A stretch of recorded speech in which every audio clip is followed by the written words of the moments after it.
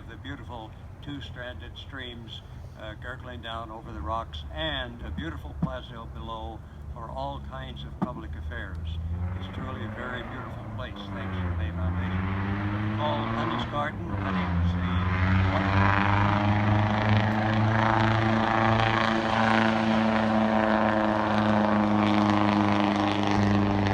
Honey was the nickname of one of the wives of the three main men of the Wilbur May family.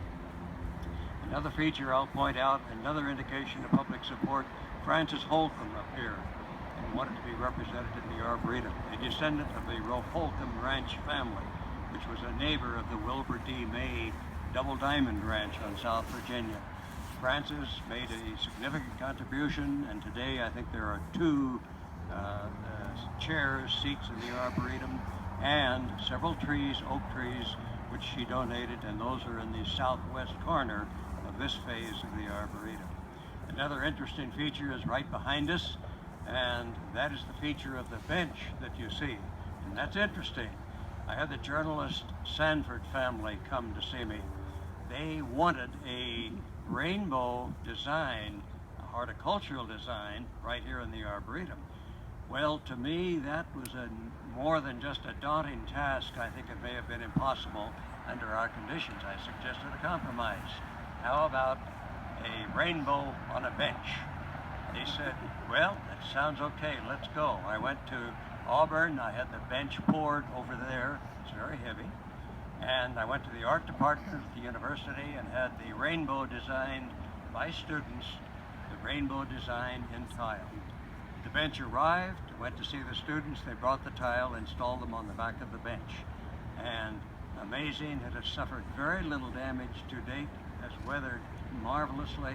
That accounts for the rainbow on the bench in the center of this phase of the Arboretum. It gets a lot of attention. And then we planted selected plants there, a couple river birch, and there were a couple aspen in a 180-degree arc around the back of the bench.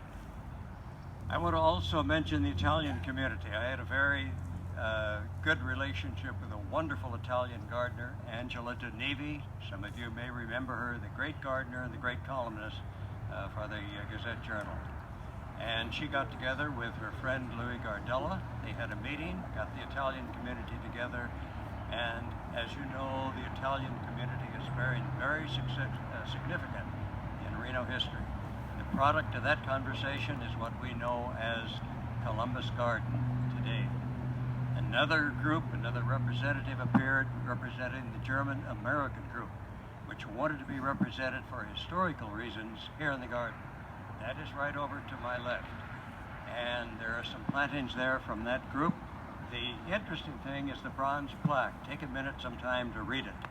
On that plaque are the names such as Geiger, the great engineer of Geiger Grade, Sutro of the Sutro Tunnel fame of Virginia City, Fleischmann of agriculture, philanthropy, rancher, and many other things. Let's see, Meyer Castle, the great painter who spent his last years in Genoa. Those names are on that plaque. It's a fascinating list of German-American community names. So those are examples of the interest in this community. Well, the amazing thing is that it was only another year or two as we were developing this part that we all realized that we not only needed more space for the arbor we needed a lot of space. And so that's what prompted the looking ahead over Evans Creek up to Sierra Street. We moved the barbed wire fence. There's always a barbed wire fence here to keep the cattle out, which they didn't always recognize. But we had a pretty good time chasing cattle here a few times in the early mornings. And so we started looking across Evans Creek. And that became the third development of the Arboretum. For historical reasons, several things happened there very quickly. A number of people approached, quite a number, consistent with what had happened here. And as you exit the, well, I should mention first the May Foundation provided a generous grant, again, 22,000 something, for the bridge. We had to have that, of course, for pedestrian access as well as for access of our garden service carts. As you exit the bridge, you'll see a sign that says, to the right, David May II, to the left, Kleiner. The reason for this is because in the early stages of development of that phase of the Arboretum, both my father and David May II died simultaneously in 1992. So I decided to dedicate an acre each to these two men. David May II was a nephew of Wilbur May, and at that time chairman of the May Foundation, Southern California family. So in that acre, in dedication to him, we tried to use examples of moderate climate species that we hoped would thrive. In the case of my family, I dedicated our acre to Edgar and Fern Kleiner, my parents, and there I used hardwoods of the Midwest, oaks, maples, ash, and other things. Many people came aboard at this time and wanted to be represented. Fanny's Garden at the top of the pathway, the high pathway on the far side.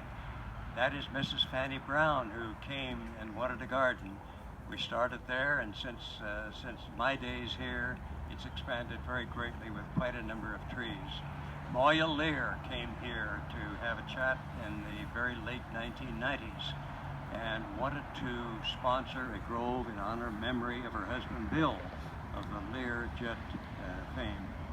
Well, I think I've said just about enough historically. I want to say a few words about what I see as a very bright future for the May Arboretum.